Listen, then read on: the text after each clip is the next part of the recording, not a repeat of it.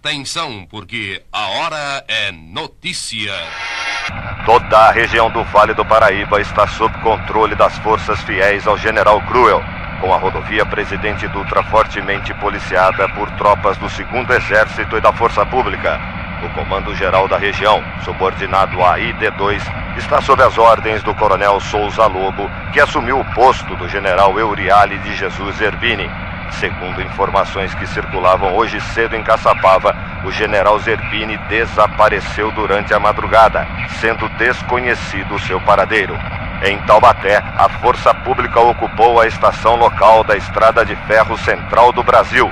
E em Pindamonhangaba, o 2º Batalhão de Engenharia tomou conta militarmente da cidade, instalando ninhos de metralhadora. Pela rodovia Presidente Dutra, seguiram em direção ao Rio 10 carros de combate leves do Regimento Anhanguera, sabendo-se que por via férrea segue também todo o 1º Batalhão de Carros de Combate Leve com sede em Campinas.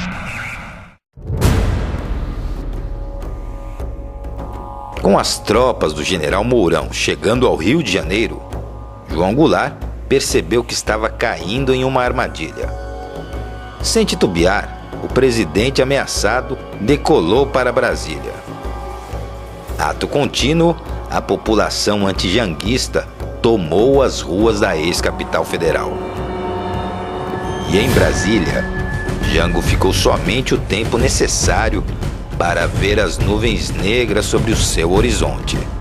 Percebeu que havia entrado em outra arapuca. Às 10h30 da noite, voou rumo a Porto Alegre, na última esperança de deter o golpe.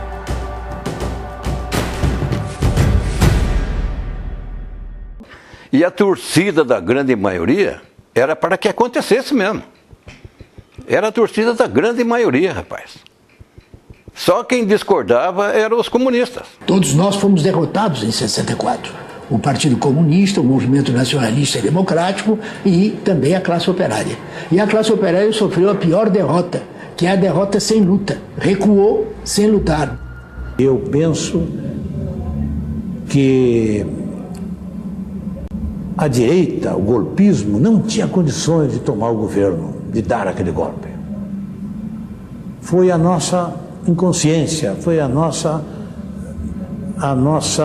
despreparo, a nossa ingenuidade foi o que permitiu a eles darem o golpe. E nós sabíamos, confiávamos na vitória. E houve uma reunião mesmo nossa em que antes estávamos todos imaginando o tempo que duraria. A previsão era de durar uns 6 meses de luta, no mínimo. Eu era considerado um homem optimista. Achava que em um mês se acabava. O único que acertou foi o Golbery, que diz: cai como castelo de cartas. Apesar da surpresa, apesar do desgaste, já que já vinha sofrendo o governo, se o presidente João Goulart decidisse resistir, decidisse contra-atacar, ele dispunha ainda de tropas, ele dispunha de elementos aqui no Rio para inclusive ocupar o Palácio Guanabara, onde estava o Lacerda conspirando, ele talvez tivesse ganho aquela parada, ou pelo menos estabelecido uma luta mais prolongada. Mas ele resolveu não resistir. Foi uma decisão, a meu ver, até acertada, porque evitou derramamento de sangue. E hoje, depois dessas informações liberadas lá do americano, a gente está vendo o envolvimento que inclusive tinha o governo americano no golpe militar que estava se processando no Brasil. Eles não estavam preparados para dar o golpe, e se houvesse uma posição de alerta do governo e de todas as áreas democráticas e populares, eles não tinham jamais condições de dar aquele golpe. Não houve revolução, houve contra-revolução. Quem estava realizando a revolução era o Jango Goulart e a companhia dele, que revoltou o sargento em Brasília, revoltou os marinheiros no Rio de Janeiro. Isso é que era a revolução, porque o clima era insustentável. A revolução não teve um manifesto para se justificar por que eles escorraçaram o Jango Goulart e os marxistas dele. Não houve nada.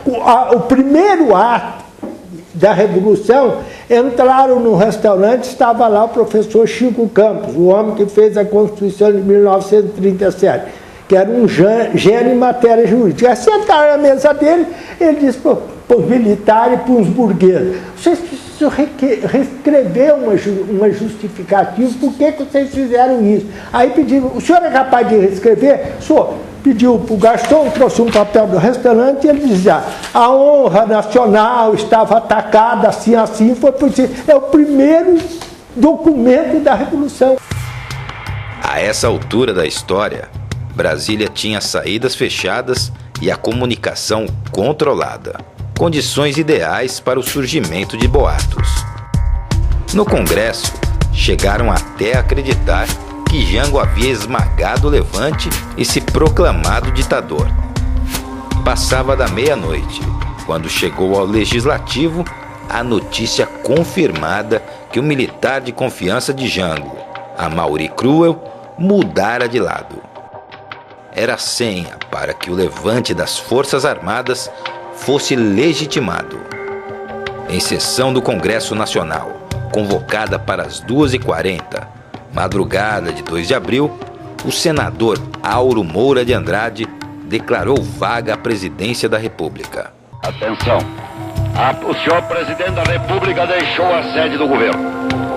Deixou a nação acéfala numa hora gravíssima da vida brasileira, em que é mister que o chefe de Estado permaneça à frente do seu governo. Assim sendo, declaro vaga a presidência da República.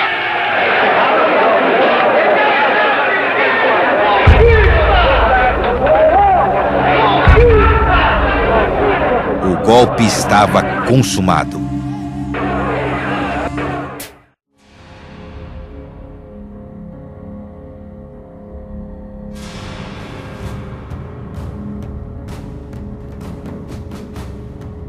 Ele vai para Brasília achando que haverá alguma manifestação em seu favor. Ao contrário, ele não consegue nem passar no Planalto para tirar os seus pertences do cofre e parte para o Rio Grande do Sul, sem a mulher e sem os filhos. Deixa a dona Maria Tereza a função de acordar os filhos e de pegar algumas malas. Ela, muitos anos depois, numa entrevista, disse que ela só saiu com a necessaire e com o tailleur e com uma mala para cada filho e nunca mais soube das coisas dela.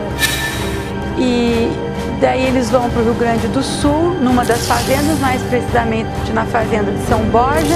Ele diz que gostaria de permanecer, mas quando ele percebe que as Forças Armadas gaúchas já não apresentam nenhum tipo de resistência em seu favor, ele escreve, mal escrito, um pedido de asilo político ao governo uruguaio, dizendo, ou reiterando, ou lançando mão, relembrando a velha amizade dos dois países, e parte para o Uruguai, exilado.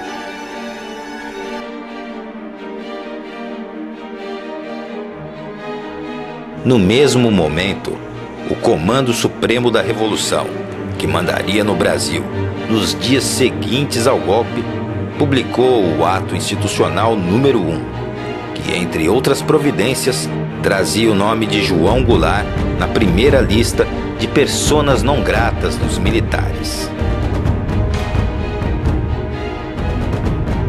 Estava oficialmente aberta a temporada de caça aos comunistas.